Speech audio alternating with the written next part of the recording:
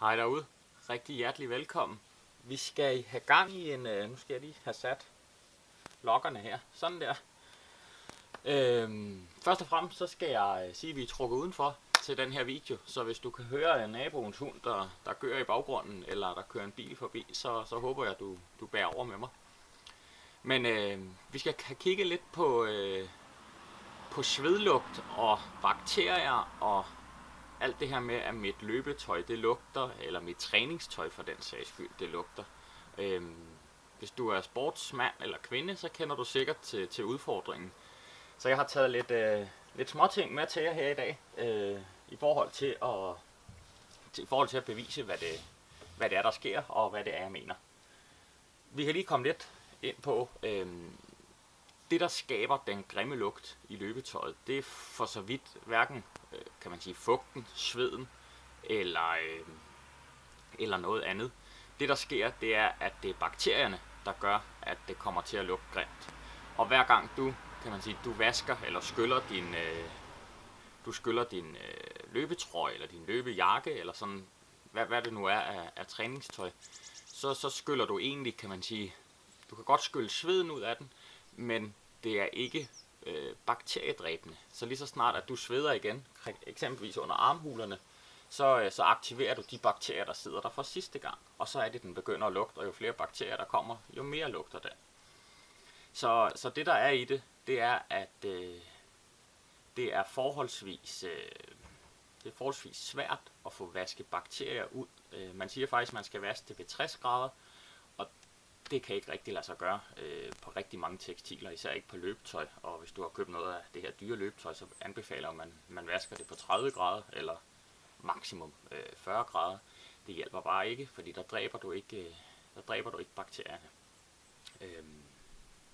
Det er sådan set det, der sker. Det er bakterierne, der lugter, og det er sådan set lige meget, om det er på den her løbetrøje, jeg har taget med her. Om det er på de her fodboldstøvler, det er en lidt anden sag, men den kommer jeg også ind på, det har jeg taget med som et eksempel. Så har jeg faktisk også lidt liggende her. Man siger, det er lidt svært at se, det er bare en hvid trøje, men det er rent faktisk sådan en svedtrøje, jeg går med til hverdag, ind under en t-shirt, og den har sådan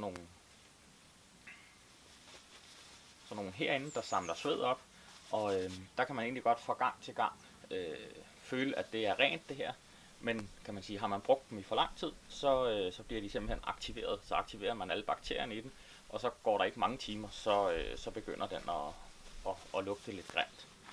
Men det jeg egentlig gerne ville frem til, det var, at jeg har taget sådan et par tabs her med, her pakken her. De hedder C30, det er sådan nogle sports- og hygiejnetabs. Og 30 indikerer egentlig, at det kan vaskes ved 30 grader. Det vil sige, at vi kommer under de her 60 grader, hvor det egentlig er bakteriedræbende. Men så går den her tab simpelthen ind og er med til at dræbe bakterierne i dit løbetøj, eller i dit svedtøj, eller i dine fodboldstøvler, eller hvad vi nu kan komme på, som vi gerne vil fjerne grim lugt i. Og det er egentlig, kan man sige, det vi skal lidt omkring nu her. Du kan gøre flere ting faktisk. C30 tabs virker både i maskinen, men også som i blodsætning.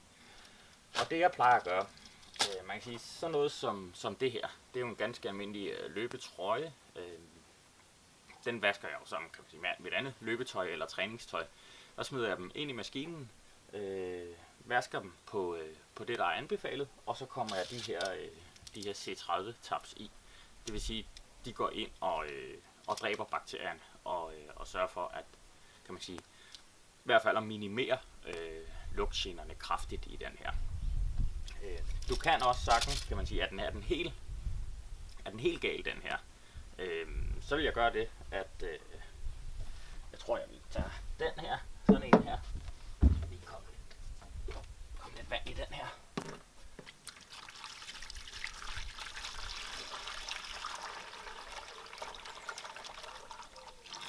Gør vi sådan der. Så kommer du sådan en tab her i. Det kunne jeg selvfølgelig godt have gjort på forhånd, fordi det tager lidt tid for den her for at løsne op. Men det der sker, det er, at når den her den er blødt op i vandet, og man har en løbetrøje, som lugter rigtig, rigtig grimt. Ned i med den her, lad den ligge i blød i eksempelvis 20-25 minutter plejer jeg, og kan man sige, at lægge mit tøj ned i. Op med det, ind i vaskemaskinen og skylle det rigtig godt igennem. Så har du altså en super, super frisk løbetrøje, løbejakke, et par løbebukser. Det synes jeg i hvert fald fungerer. Og blev meget overrasket over, hvor meget svedlugt den egentlig kan dræbe. Sådan en lille tap som den der. Nu lader vi lige den der være, fordi den er ikke helt opløst. Men det jeg tænker, jeg lige vil vise, som jeg tænker måske en del børnefamilier kæmper lidt med, det er sådan et par fodboldstøvler. Der hører en lille historie til den her. Sønneke, han har været ude at træne. Jeg går ind i mit skur en dag efter, vi kommer hjem fra træning og tænker, det var dog som 7-17, som har lugter. Har katten nu været inde og pisse ind i skuret, fordi der lugte ved Gud af katpis. Og jeg kunne ingenting se. De her, de var stillet til tørre om aftenen med avispapir i. Så går der et par dage, han skal til træning igen. Den her gang sætter han den så ind i entréen. Da jeg kommer hjem fra arbejde næste dag, fri hvor der lugter. Så lugter der katpis derinde. Og så får vi jo så lokaliseret os frem til, at det er den her støvle. Det der sker, det er, at rigtig mange fodboldstøvler er smart og fancy og flotte. Problemet er eksempelvis den her, den er med syntetisk overdel. Og der er altså et eller andet med de her syntetiske tekstiler og overdel, der gør, at der binder bakterierne og fugten altså rigtig godt i. Og den her, den lugter vitterligt forfærdeligt. Den lugter direkte af katpis. Og der har jeg altså også gjort det, at jeg har taget sådan en balje, eller en spand som den der. Så vil jeg gøre sådan her. Smid 2 af de her i, fordi den her, den er virkelig, det er virkelig en dræber, vil jeg sige. Kan det lade sig gøre, så vil jeg tage indlægssålen ud af den her. Det kan det så ikke på den her, desværre. Den er limet fast. Jeg ved faktisk ikke, hvor mange fodboldstøvler det kan lade sig gøre på, når vi snakker børnestøvler. Men på voksenstøvler er der i hvert fald nogen, hvor du sagtens kan skille det med. Når det så er, kan man sige, nu går der selvfølgelig lige en 3-4-5 minutter før det er opløst i vandet det her.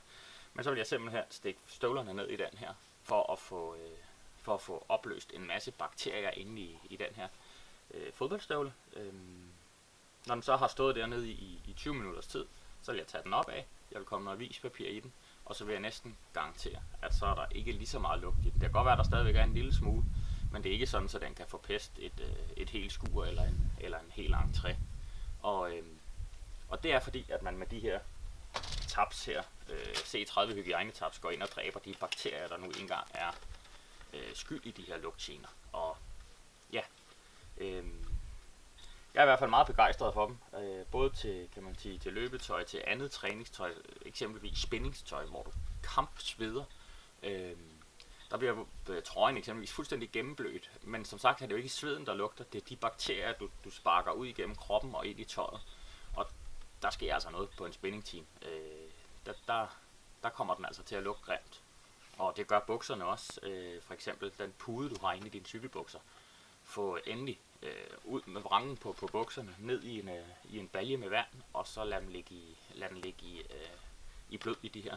Så får du dræbt bakterierne, og så er der meget, meget mere.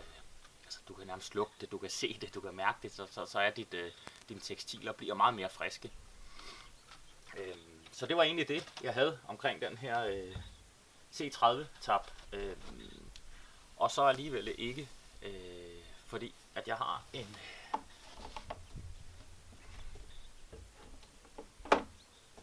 nu tager jeg den her store balje med vand her. Og så havde jeg en masse. Så jeg det lige ud af kameraet. Kommer tilbage her. Det der sker med de her, når jeg går sådan en hel dag på arbejde og sveder, det gør man jo bevidst eller ubevidst, så er det, der går en masse svedpartikler herind og sætter sig, og det bliver, kan man sige, mere og mere og mere. Hver gang jeg vasker den her, så er den jo frisk og ny, når jeg tager den på en dag, og så og der kan man egentlig ikke lugte noget, fordi der har du skyllet, kan man sige, de overfladiske bakterier ud, og du har skyllet svedlugten ud af den. Men når jeg så begynder at svede igen i løbet af en arbejdsdag, så er det ligesom om, at jo mere fugt og jo mere varme og jo flere nye bakterier der kommer, så aktiverer man simpelthen lugtgenerne på den her. Og der har jeg altså, kan man sige, på et tidspunkt så når sådan en svedtrøje som den her, som faktisk, altså nu kan jeg godt lige nævne det, er en fantastisk svedtrøje. Hvis du vil undgå pletter under armene og den slags, så ligger der sådan en membran her, der dræber dem. Det er noget, der hedder Drywear, og kan man sige, jeg har været super glad for det her. Men det er noget helt andet. Det jeg har oplevet, det er, at jeg kan forlænge levetiden på de her trøjer ved at vaske dem med de her C30 tabs. Først lægger jeg dem i blød i en halv times tid, så knupper jeg lige på, kan man sige, på de felter, hvor sveden samler sig. Så tager jeg dem op, jeg putter dem i vaskemaskinen, jeg skyller dem rigtig godt igennem, fordi nu har de altså fået jeg plejer at bruge 2-3 tabs til sådan en bunke tøj der.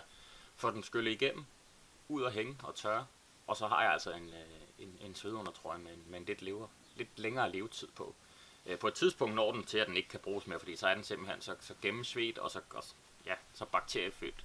Men med de her tabs her, jeg mener det er 49 kroner man giver for dem, der kan du forlænge levetiden en del, og jeg mener det er omkring 250-300 kroner, sådan en trøje her koster. Så det er der en del, kan man sige, man kan forlænge og så vente med at købe de her. Men det var egentlig hvad jeg havde til jer for nu i forhold til svedlugt og bakteriedræbende. Du kan sikkert ud på nettet finde en masse ting omkring at dræbe bakterier. Vi har selv et søstersite, hvor vi bruger eksempelvis Rotalon og eddike og natron, tror jeg det er, i forhold til at fjerne grim lugt i løbesko. Og alt det her, det er ikke fordi, at det her, kan man sige, det her, du skal bruge det her frem for det andet. Jeg har bare været super overrasket over, hvor god en effekt de her. Normalt så vil jeg faktisk være mere til de andre naturlige ting, men jeg synes altså, at de her tabs, de fortjener at blive nævnt i en video, fordi de fungerer virkelig. Så har du løbetøj, der lugter, har du træningstøj, der lugter, har du fodboldstøvler, der lugter, så prøv dem, fordi de går altså ind og dræber noget bakterie, og dræber derved også noget lugt. Det var alt, hvad jeg havde for jer, eller til jer her i dag, og jeg håber, du har nyt at læse artiklen, og ikke mindst se videoen, og vi takker af herfra. Ha' det godt.